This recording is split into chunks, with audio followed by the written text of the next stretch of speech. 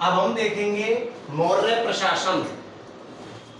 मौर्य प्रशासन के अंतर्गत मौर्य काल में भारत ने पहली बार केंद्रीयकृत शासन व्यवस्था की स्थापना हुई। यानी कि जैसा हम पहले के वीडियो में यह पढ़ चुके हैं कि जो मौर्यकालीन प्रशासन था उसमें ही सबसे पहले चक्रवर्ती सम्राट की भावना को निहितार्थ किया गया था। तो जो मौर्यकालीन प्रशासन है उसमें जो मौर्य काल था वह सबसे प्रथम केंद्रीयकृत शासन व्यवस्था थी। कौटिल्य जो कि चंद्रगुप्त मौर्य का गुरु था उसने राज्य के 7 अंग बताए हैं। तो कौटिल्य के अनुसार राज्य के 7 अंग थे, जिनमें पहला राजा, अमात्य, जनपद, दुर्ग, कोष, सेना और मित्र। यानी कि राजा, अमात्य, जनपद, दुर्ग, कोष, सेना और मित्र। तो कौटिल्य ने राज्य के 7 अंग निर्दिष्ट किए हैं और उसी प्रकार से है उपदा परीक्षण। उपदा परीक्षण क्या होता था कि राजा द्वारा मुख्यमंत्री व पुरोहितों की नियुक्ति, राजा द्वारा मुख्यमंत्री व पुरोहितों की नियुक्ति उनके चरित्र की भली भांति जांच कर की जाती थी।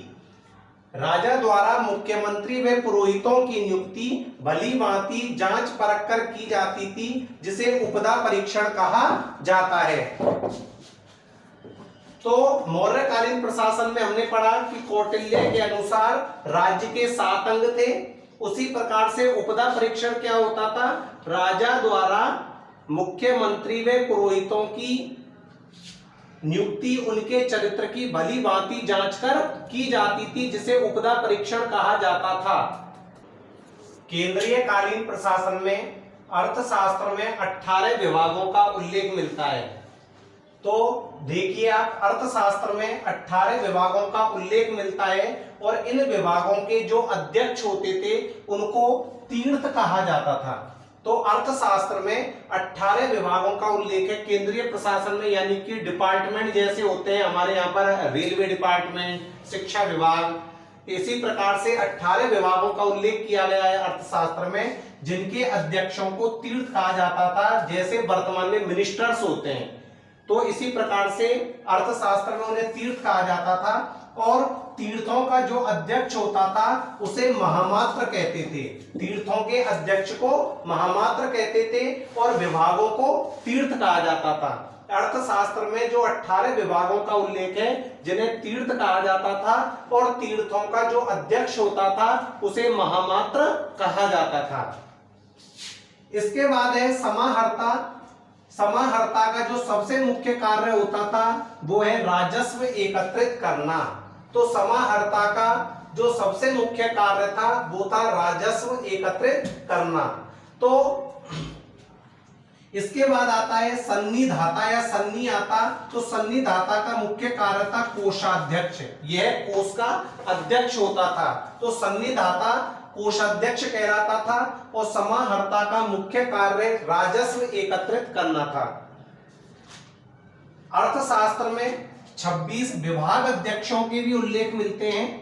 26 विभाग अध्यक्षों के उल्लेख और 18 तीर्थों के उल्लेख मिलते हैं। 18 विभाग जिनको तीर्थ कहा जाता था और 26 विभाग अध्यक्षों के उल्लेख मिलते हैं, जिनमें सबसे पहला है सीताध्यक्ष।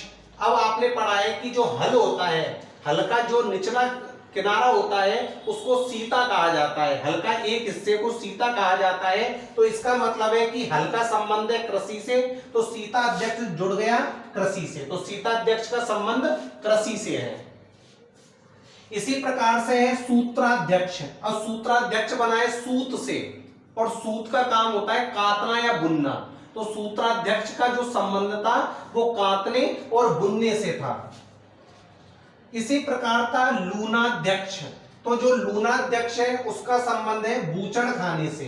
जैसे कि मैं लूना लेकर बूचड़ खाना गया, यानी कि लूना स्कूटी को लेकर बूचड़ खाना गया। अब बूचड़ खाना क्या, कौन सी जगह होती है जहां पर मवेशियों को काटने का कार्य किया जाता है। तो जो लूनाध्यक्ष है उसका संबंध था बूचड़ खाने से। तो बूचड़ खाने का अध्यक्ष लूनाध्यक्ष कहलाता था।